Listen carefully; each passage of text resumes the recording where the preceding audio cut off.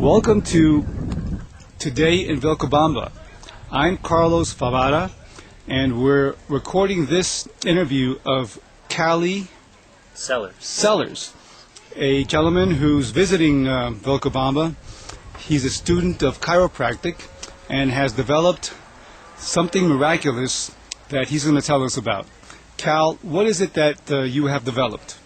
I developed an herbal formulation called Miracle Tincture, and it's a formulation after several years of being an herbalist that I ended up putting together for a client who had a need. She had degenerative discs in her neck and bone spurs, and we were able to help her a great deal with it, and then subsequently found it was good for a lot of different things. So Do you have that tincture around? I do. I have a bottle of it with me, and I've been using it on this trip. I use it. I'll put it on a sunburn, which it'll help to heal more quickly. I put it on bites or scrapes, and it will take the poison right out. There's an herb in there called chaparral that grows in the southwestern United States, and it will... Let me zoom in on it because it'd be good to see the label. Well, the label is not the label for it. This is just a bottle I threw some in before I left, but you can see that it's just a brown liquid set in apple cider vinegar and vodka, and that takes the properties of the herbs and holds them in suspension and doesn't allow them to go bad. So that this is good for months, years. It won't really go bad. Eventually, maybe 5-6 years down the road, it'll start to get a little weaker. But right now, it's going to hold its value and be very potent. The herb called chaparral will pull out poisons. It will also heal a sunburn very quickly. I've got a little bite here. I just rub it in and leave it. I don't need it on a Band-Aid or anything. That'll be enough to draw the poison out of that bite, and within a couple of hours it'll be flat skin, and it'll look good, and it'll stop itching completely. How did you develop this? What was the story? What's the story? A lady came to me. In addition to learning chiropractic now, I have done for several years a technique called rolfing, which is a soft tissue manipulation, and she came to see me for assistance with her neck. Her chiropractor actually had told her he didn't want to adjust her anymore because her discs had gotten so small. And I worked on her and helped her, but after the third or fourth visit I said, we probably can actually heal your discs to some extent. And she said, well, she'd do anything I said. And so I began putting together a formula of herbs that would rebuild that kind of tissue. And it was based on a formula that existed before, and I just modified it so that it would go quickly into the skin, and so that it would go specifically to the area in most need. And there are a couple of herbs that have a history of being used that way because they always go right to the area that needs them most. And so I put the formula together, and I think maybe there's 13 herbs in there, and I had her put it on a cloth and put it on her neck, and then wrap that with plastic and a scarf, and that's what she would sleep with every night.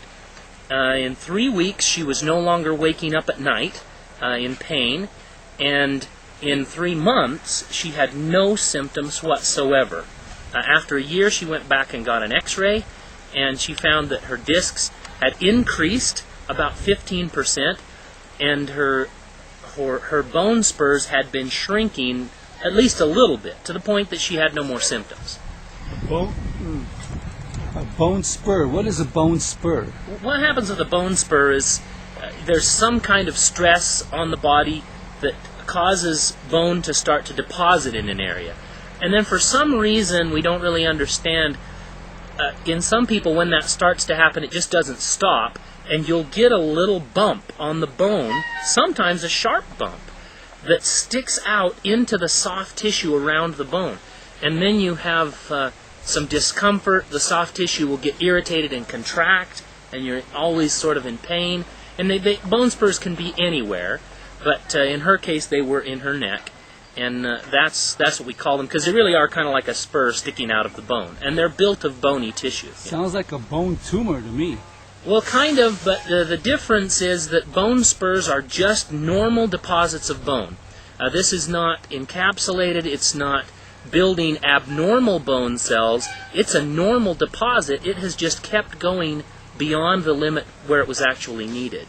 Mm-hmm. Mm-hmm. Now, as far as your studies, you're about halfway towards your degree as a chiropractor? That's correct. That's correct. I needed a total of about 4 years when I left for chiropractic college, and I'm now down to just 2 years and just over a quarter. Yeah. Mm-hmm, mm-hmm. Well, if this is the kind of stuff you're doing halfway through your studies, I can't wait for you to graduate and enlighten the world a little more. Well, thank you very much. I think sometimes these sort of formulations like this aren't so much because I'm so smart. They're just because God and nature happened to give me something to use for someone who needed it. And now we're all blessed by this formulation, which, by the way, anybody who wants to make it up themselves can. The information is on my website. Mm-hmm. Necessity is the mother of invention. You say it's on your website. What is your website, Cal? My website is calsschool.com. So that's KALSSCHOOL.com. And that is written in English, but that is a wonderful resource with a lot of information for free on it for anyone who wants it. Yeah. Why do you call it Cal School? The original idea of the website was to educate people who wanted to learn natural healing with plant medicines, like those growing all around us, and be able to heal themselves at home. And the original intention was to teach people that well enough that unless they had a major emergency, they could take care of it themselves.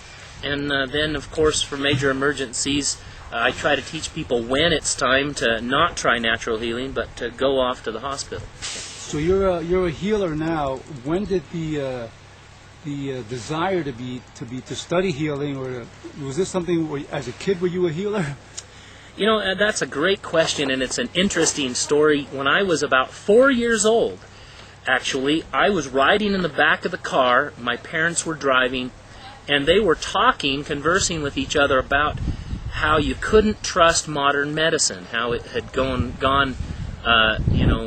to where it really wasn't trying to heal people. And they also were talking about how if there were ever a natural disaster or a major calamity, that you wouldn't be able to get the medicines you needed. And as a 4-year-old child, I was terrified at the thought that I might need medicine and not be able to get it. And at that time, I became committed to the idea of natural healing. And in fact, I remember I actually said a prayer at the time and prayed that my higher power, my Heavenly Father, would teach me how to use natural healing and plants that grow naturally to help people. And it took a long time to come to fruition, but it eventually did, and I eventually stumbled on a school that taught me the rudiments of natural healing, and then I just became a voracious student after that, studying everything I could, and I hope that I'm giving a worthy contribution to the world with the gift that God has given me. Sounds good, Cal. Sounds really good. You're in Vilcabamba. What brought you to Vilcabamba? A friend of mine was interested in this area and its healing powers and possibly buying some property here, and he persuaded me to come along with him. And it's kind of funny, I'm more excited about it now than he is. I've loved the people here. I love the way the town is, the beautiful mountains. I'm seriously considering this as a place to bring my family, which I have. I have 6 small children here to let them grow up in this kind of setting with such good, peaceful neighbors and safety and health, and hopefully be a part of this wonderful community. Right. What have you heard about or what's your assessment of the natural, invigorating powers that exist here in Vilcabamba? Is it the water? Is it the air? What's your assessment?